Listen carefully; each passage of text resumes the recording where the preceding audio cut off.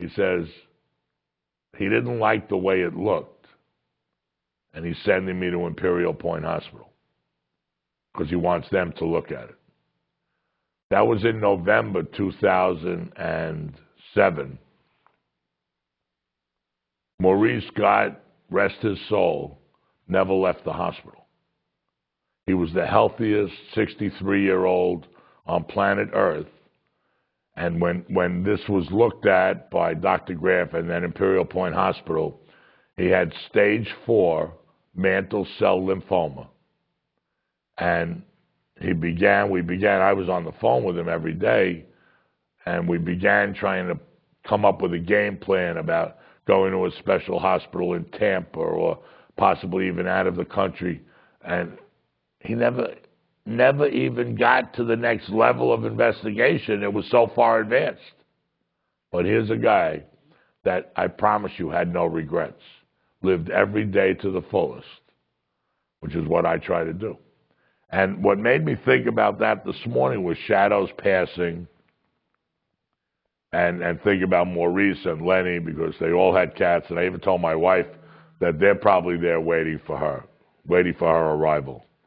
No calls today, Phil. Phil's phone is ringing. It's vibrating, and it's got to be vibrating, right? And and that's what happened, and I heard it, and now we may put the person on the air. I'm going to put him to death. Okay, we're going to put him to death. It's probably Phil's son. Here we go.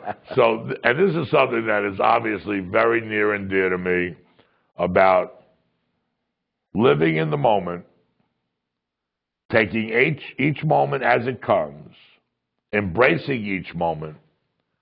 The reason it's called the present is because it's a gift.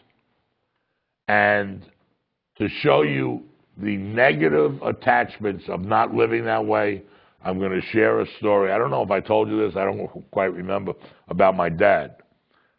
Maybe we did or maybe we didn't. But my father was one of the greatest, God rest his soul, and we were very close.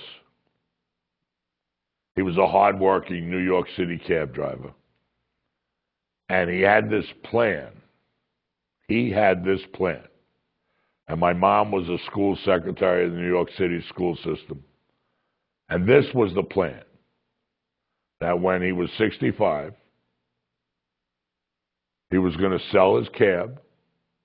My wife was going to retire from the school system. His wife, I'm sorry, right. My wives keep retiring, but from their marriages to me. So my mom, Lucy, was going to retire from the school system. They were going to buy an RV and travel across the country, just stopping at every little hamlet and every little village, because my dad was very much a people person, like myself, and loved people and loved talking to people. And that's really what he did. And I certainly got that from him, because that's what I love to do.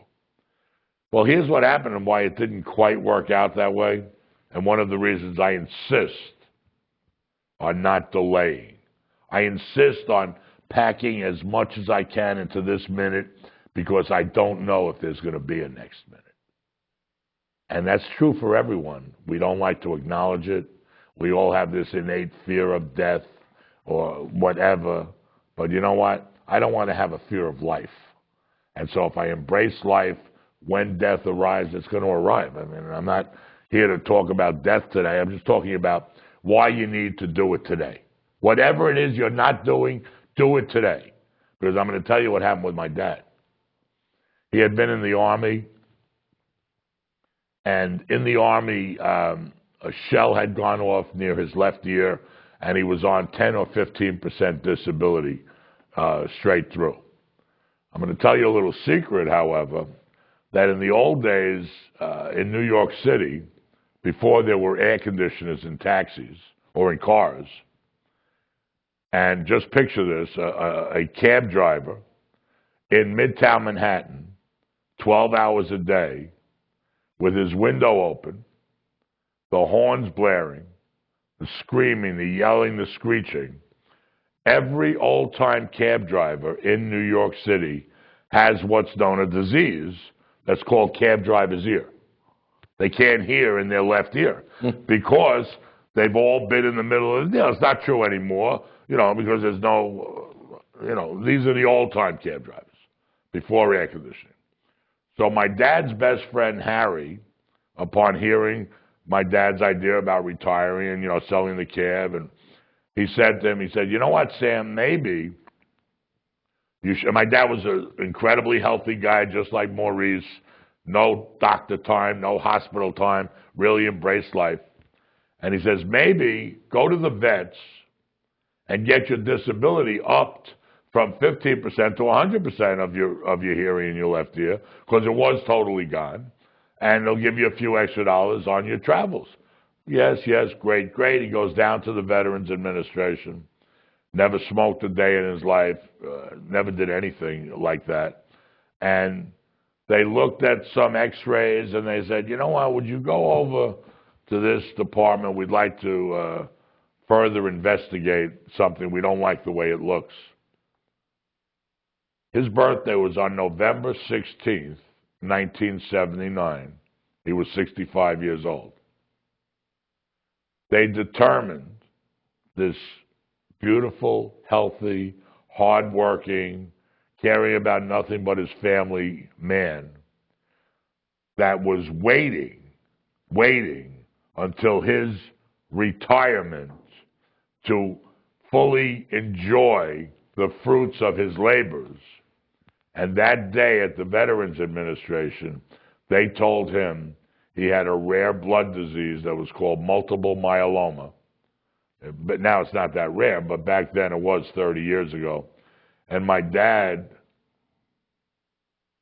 never got a chance to take that trip. My dad never got a chance to buy the RV.